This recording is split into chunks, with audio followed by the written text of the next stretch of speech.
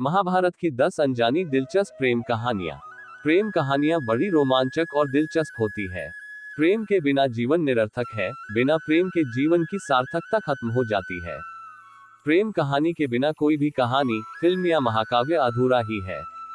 महाभारत के इस आश्चर्यजनक युद्ध से आप वाकिफ तो होंगे, लेकिन बीच बीच में कुछ ऐसे घटनाक्रम हैं, जो न सिर्फ दिलचस्प है बल्कि आपको भीतर से झंझोड़ कर देने वाले थे। महाभारत की ऐसी पेचीदगियों में से कई सुंदर प्रेम कहानियां महाभारत के सबसे महत्वपूर्ण पहलुओं में से एक है।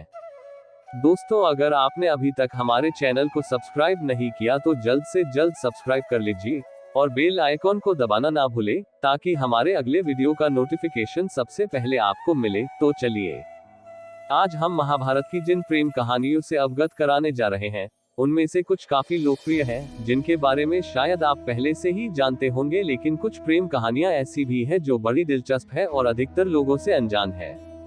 अर्जुन और उलूपी की प्रेम कहानी। अर्जुन की 4 पत्नियां थी, जिसमें द्रौपदी भी शामिल है। उनकी 4 पत्नियों में से उलूपी दूसरी थी। उलूपी और अर्जुन की प्रेम कहानी बड़ी ही रोमांचक और दिलचस्प है। जब अर्जुन अज्ञातवास काट रहे थे, उसी दौरान जंगल में उलूपी ने जबरन अर्जुन का अपहरण कर लिया था। उलूपी को अर्जुन से प्रेम हो गया था। बाद में उसने अर्जुन से शादी की, जिससे उन्हें एक पुत्र हुआ जिसका नाम इरावन था। उलूपी एक नाग कन्या नागा राजकुमारी थी, जिसका आधा शरीर नाग का और आधा इंसानों का था। उलूपी ने अर्जुन को वरदान दिया कि संपूर्ण जल साम्राज्य उसकी बात मानेगा और अर्जुन को पानी के भीतर कोई पराजित नहीं कर पाएगा। कृष्ण और रुक्मिणी। अधिकतर कहानियों में कृष्ण और राधा का प्रेम बताया गया है, जहां श्री कृष्ण को एक गोपी राधा से प्यार हो जाता है। लेकिन वेदों में राधा का कोई जिक्र नहीं है। वेदों में यह बात स्पष्ट बताई गई कि कृष्ण की 7 पत्नियों में से एक रुक्मिणी उनकी प्रिय पत्नी थी। कृष्ण और रुक्मिणी की प्रेम कहानी बड़ी रोमांचक और दिलचस्प है, क्योंकि कृष्ण को रुक्मिणी से प्यार हो गया और रुक्मिणी के माता पिता इसके खिलाफ थे, जबकि रुक्मिणी भी श्री कृष्ण से प्यार करती थी। दोनों ने फैसला लिया और घर वालों के विरुद्ध कृष्ण रुक्मिणी को अपने साथ भगा ले आए और उनसे शादी रचाई। कुछ विद्वान लोग रुक्मिणी को देवी लक्ष्मी का अवतार मानते हैं। गंगा और शांतनु। शांतनु अर्थात हस्तिनापुर कुरु के राजा। एक बार वे जंगल के भ्रमण के लिए निकले तो उन्हें गंगा नदी के किनारे सफेद वस्त्रों में एक बेहद सुंदर लड़की दिखाई पड़ी। वह लड़की इतनी ज्यादा खूबसूरत थी कि राजा से रहा नहीं गया और उन्हें उससे प्यार हो गया, और उसके बाद उन्होंने उस लड़की से शादी का प्रस्ताव रखा। लड़की ने कहा शादी तो वो कर लेगी, लेकिन वह उनसे एक वादा करे कि वह जो कुछ भी, उसके लिए उससे कोई सवाल नहीं पूछा जाएगा, ना उसे रोका जाएगा। इस बात पर राजा हैरानी में पड़ गए और उन्होंने सोच विचार करके उसकी यह शर्त मान ली। दोनों की शादी हुई, लेकिन शादी के बाद जब उन्हें कोई भी पुत्र या पुत्री होती तो वह उनको गंगा नदी में डाल देती, और इस प्रकार गंगा ने 7 पुत्रों को नदी में डाल दिया। राजा अपनी शर्त से बंधे हुए उससे कुछ नहीं कह पाते और दुख से परेशान रहते। लेकिन जब उन्हें 8वां पुत्र हुआ तो राजा शांतनु से दुख सहन नहीं हुआ और उन्होंने अपनी शर्त तोड़कर उससे पूछ ही लिया कि वो ऐसा क्यों कर रही है। वादा तोड़ने के कारण गंगा उस पुत्र के साथ गायब हो गई, लेकिन जाते जाते गंगा ने शांतनु से वादा किया कि वह उनका ये बेटा सही समय आने पर लौटा देगी। इस प्रकार कुल 18 साल बाद राजा का अपने 8वें पुत्र से मिलन हुआ। यह कोई और नहीं बल्कि भीष्म पितामह थे। भीम और हिडिंबी। भीम के पास अपार बल था और जब वे कौरवों द्वारा लक्षग्रह की योजना से बच निकले, तब पांडव जंगल में पहुंचे। पांडव जिस जंगल में पहुंचे थे, वहां पहले से ही राक्षसी लोगों का राज था और राक्षसों ने पांडवों को खाने की योजना बनाई। राक्षसों का सरताज हिडिंबा था, जिसकी एक बहन थी हिडिंबी। हिडिंबा ने सबसे पहले भीम को खत्म करने का निश्चय किया, क्योंकि वही सबसे बलवान नजर आ रहे थे। उसने अपनी बहन को भेजा ताकि वो भीम को आकर्षित करके अपने जाल में फंसा सके। लेकिन हिडिंबी को पहली नजर में ही भीम से प्रेम हो गया और उसने सारी सच्चाई भीम को बता दी। हिडिंबी के मुंह से सच सुनकर भीम आग बाबूला हो गए और उन्होंने पूरे हिडिंबी के भाई को मार डाला। बाद में वे हिडिंबी को भी मारने वाले थे, लेकिन युधिष्ठिर ने उन्हें ये पाप करने से रोक दिया। हिडिंबी ने अपना पूरा दुख कुंती को सुनाया और कहा कि वो भीम से प्रेम करती है। कुंती ने भीम को उससे विवाह करने का आदेश दिया, लेकिन भीम ने एक शादी से पहले एक शर्त रखी। उन्होंने कहा कि वे हिडिंबी से शादी तो कर लेंगे, लेकिन उसके साथ तभी तक रहेंगे जब तक उनको एक पुत्र नहीं हो जाता। और हिडिंबी ने इस शर्त को मान लिया। दोनों की शादी हुई और कुछ समय बाद उन्हें पुत्र की प्राप्ति हुई। उनका पुत्र बेहद बलशाली और तेजस्वी था, जिसका नाम घटोत्कच रखा गया। बाद में भीम ने दोनों को छोड़ दिया। महाभारत युद्ध में पांडवों की तरफ से घटोत्कच ने युद्ध में बहुत तबाही की और कौरवों को नुकसान पहुंचाया, लेकिन इसी युद्ध में वह वीरगति को प्राप्त हुआ। पांडव और द्रौपदी के 5 पति थे, ये सब जानते हैं, लेकिन कम ही लोग ये जानते हैं कि द्रौपदी अधिक प्रेम किससे करती थी और द्रौपदी को अधिक प्रेम कौन करता था। असल में द्रौपदी सिर्फ अर्जुन से प्रेम करती थी, लेकिन अर्जुन सुभद्रा से प्रेम करते थे।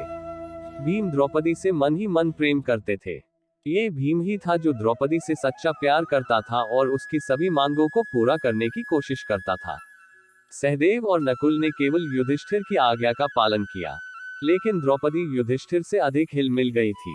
अर्जुन और सुभद्रा जब पहली बार मिले थे, तभी से ये दोनों ही एक दूसरे की तरफ आकर्षित थे। बाद में सुभद्रा और अर्जुन को एक दूसरे से प्रेम हो गया, लेकिन समस्या तब आती है जब सुभद्रा की शादी दुर्योधन से होने वाली थी और उस समय सुभद्रा के सौतेले भाई कृष्ण ने ये बात भांप ली और अर्जुन और सुभद्रा को भगा दिया। बाद में दोनों ने शादी कर ली। शादी के बाद अर्जुन और सुभद्रा के एक बेटा हुआ, जिसे हम अभिमन्यु के नाम से जानते हैं। गांधारी और धृतराष्ट्र। गांधारी को पतिव्रता होने का प्रतीक माना जाता था। उन्होंने हस्तिनापुर के राजा धृतराष्ट्र से विवाह किया, जो अंधे थे, लेकिन उन्होंने जैसे ही उनसे विवाह किया, उसी दिन से अपनी आंखों पर काली पट्टी बांध ली और सारी उम्र अंधी रही। धृतराष्ट्र और गांधारी के 100 पुत्र थे, जिनमें दुर्योधन सबसे बड़ा था। पाराशर ऋषि और सत्यवती की सुंदरता इतनी अधिक थी कि कोई भी उसके रूप से मोहित हो सकता था। एक बार महर्षि पाराशर नदी पार करने के लिए निकले, तब उन्होंने सत्यवती को देखा, जो उन्हें नदी पार कराने वाली थी। पाराशर ऋषि ने सत्यवती से कहा कि वह उन्हें उनकी वासना को शांत करने का मौका दे। इस पर सत्यवती ने उनका हाथ पकड़ लिया और बोली कि अभी धैर्य रखिए और नदी पार करने के बाद आप अपनी वासना संतुष्ट कर सकते हैं। जैसे ही नदी पार हुई तो सत्यवती ने पाराशर ऋषि से कुछ शर्त रखी। उसने कहा कि वह उनकी वासना तभी तृप्त करेगी जब वे उन्हें कुछ वरदान देंगे, और उसने कहा कि आप एक ऋषि हैं और आप किसी ऐसी स्त्री के साथ संभोग करना चाह रहे हैं जिसमें से मछली की दुर्गंध आ रही हो। यह आपको शोभा नहीं देता, इसलिए सबसे पहले आप मेरे शरीर की इस दुर्गंध को समाप्त करें। और ऋषि ने वैसा ही किया। फिर उसने कहा कि वे कुछ ऐसा करें कि दिन में भी कोई और उन्हें संभोग की अवस्था में न देख सके। इसके बाद ऋषि ने वहां सफेद बादल पैदा कर दिए। और तीसरी बार सत्यवती ने कहा कि संभोग के बाद भी उसका कौमार्य वर्जिनिटी खत्म नहीं होनी चाहिए, और ऋषि ने कहा कि एक पुत्र की प्राप्ति के बाद उसका कौमार्य उसे वापस प्राप्त हो जाएगा। इसके बाद उन्होंने संभोग करके अपनी वासना मिटाई। बाद में सत्यवती को एक पुत्र हुआ, जिन्हें हम व्यास के नाम से जानते हैं, और उन्होंने ही महाभारत लिखी। अर्जुन और चित्रांगदा बेहद सुंदर थी और वे मणिपुर की राजकुमारी थी। उन दोनों का मिलन कावेरी नदी के तट पर हुआ और उन्हें एक दूसरे से प्रेम हो गया।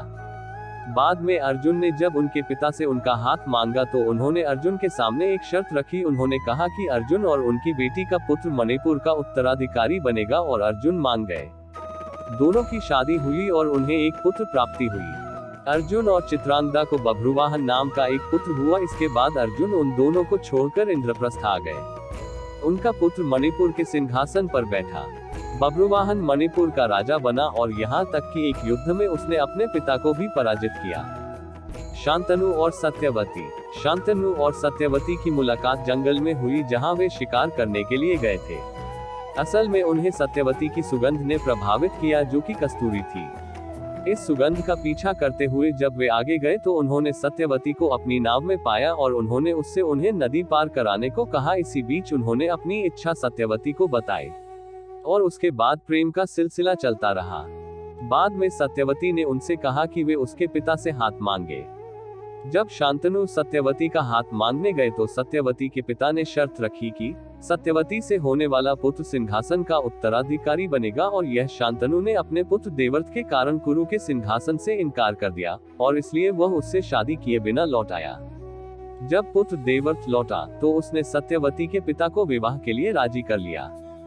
दोस्तों, उम्मीद करता हूँ कि आपको हमारी ये वीडियो पसंद आई होगी, और पसंद आई हो तो ज्यादा से ज्यादा लाइक और शेयर करें। साथ ही ऐसे ही और धार्मिक कथाओं के लिए मोटिवेशन वेद्या चैनल को अभी सब्सक्राइब कर ले। आज के लिए इतना ही। आपका बहुत बहुत धन्यवाद।